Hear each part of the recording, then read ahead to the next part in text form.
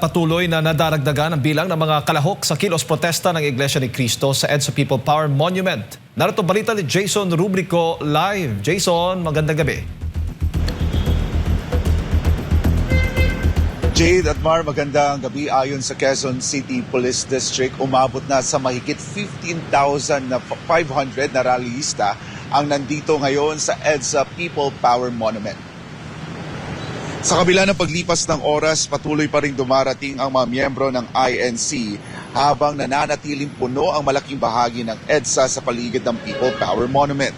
Patuloy namang nakantabay ang mga otoridad upang tiyakin ang kaayusan, seguridad at maayos na daloy ng trapiko sa mga apektadong lugar habang nagpapatuloy ang pagtitipon. Kinumpirma naman ng QCPD na nabigyan na ng permit ng Quezon City Government ang INC para sa pagpapatuloy ng kanilang rally bukas July 1. Paliwanag ng QCPD na isang araw lamang ang ibinigay na permit base na rin sa hiniling ng Iglesia ni Cristo. Pero bukas naman na palawigin ito sakaling humiling ng karagdagang araw ang INC. Sa ilalim ng Memorandum of Understanding ay inaatasan ng INC na alisin ang mga nakahambalang na masasakyan sa bahagi ng EDSA People Power Monument upang maging maayos ang daloy ng trapiko. Dapat ding sundin ng INC ang mga itinalagang lugar lamang para sa kanilang peace rally. Sa oras naman na bigo itong sundin ng INC ay maaaring makancel ang kanilang permit. Samantala, kapartner Jade, kapartner Admar, nagpapatuloy pa rin ang programa ng INC doon sa People Power Monument. Sa kasalukuyan, nandito tayo sa boundary ng EDSA Ortigas at ng EDSA White Plains. Kung nakikita niyo mga kapartners, ay hindi pa rin ito bukas sa mga motorista. Pero yung flyover, bukas na yan sa ating mga motorista. Pero pagdating nila doon sa dulo ng flyover, 2 lanes yung bukas para sa EDSA bus carousel, para sa mga EDSA buses natin at para doon sa mga private motorists. Still, 4 lanes yung na-occupy ng mga INC, ng mga sasakyan nila. At kanina nga sa programa nila ay desidido sila na hindi talaga sila uuwi hanggat hindi nila makamit yung panawagan nila. Una, para dun sa suporta na kanilang ipinapakita para kay Senator Rodante Marcoleta at yung transparency na kanilang ipinananawagan dito sa Marcos administration. At yan muna ang latest updates, kapartner Jade, kapartner Admar. Balik muna sa inyo sa studio. Partner Jason, sa naobserbahan mo, yung mga gustong lumahok or yung mga lumalahok dyan po sa rally, sa People Power Monument, nakasakay ba sila sa mga bus or mga malilit lang na mga sasakyan? Saan sila bumababa considering sarado na yung area?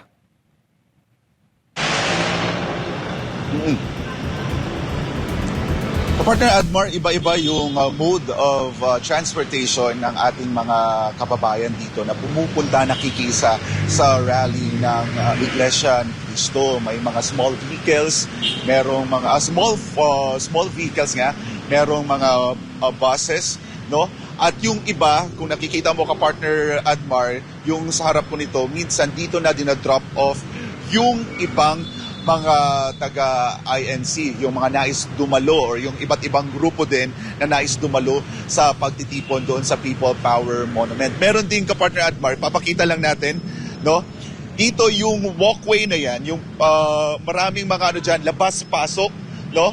Labas-pasok na mga nais makiisa sa rally ng INC. So ganyan yung usual routine, no, kapartner Admar, dito sa bahagi na area na ito. Dito lumalabas at pumapasok yung mga nais mag-attend ng rally ng INC. Doon naman sa dulo, kapartner Admar, doon sa may Camp Aguinaldo, meron ding drop-off area doon kung saan hindi na pwedeng mag-parking yung mga nais mag-park doon kasi occupied na nga yung 4 na lanes at yung tanging bukas na lang is 1 lane at yung lane para sa EDSA busway. So meron silang mga drop-off dito.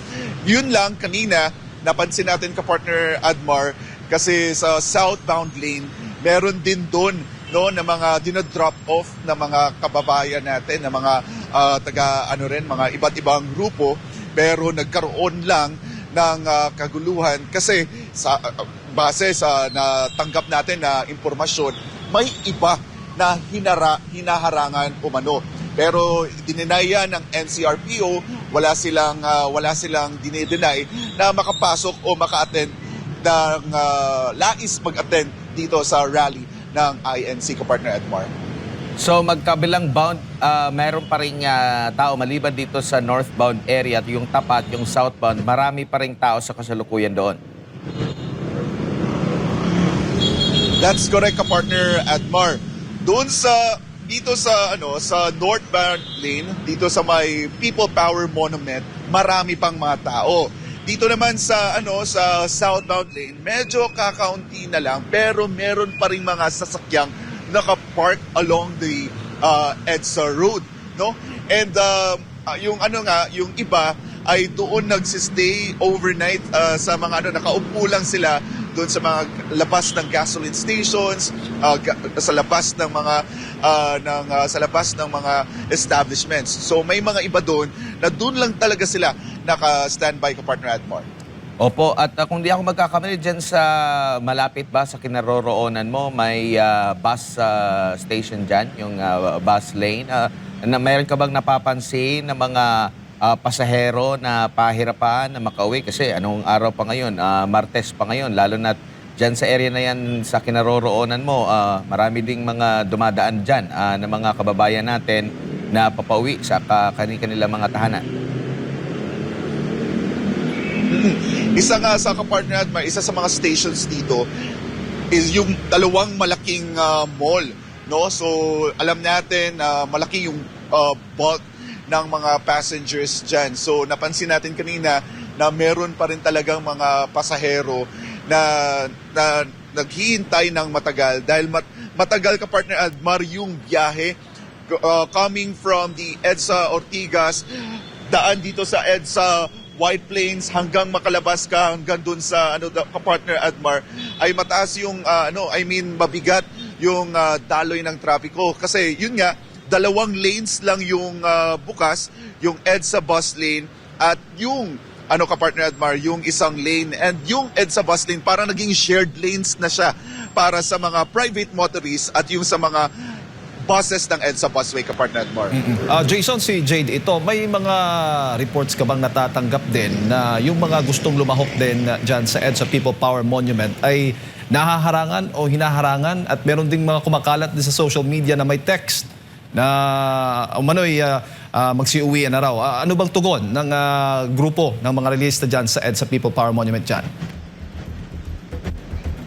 Unahin ko muna, Kapartner Jade, yung mga naharangan. Kanina nga, doon sa southbound lane ay nagkagulo dahil nakatanggap tayo ng impormasyon na umano ay hinaharangan ng mga kapulisan yung mga taga-INC at iba pang mga grupo na nais mag-attend dito sa rally. Pero pinabulaanan yan ng NCRPO.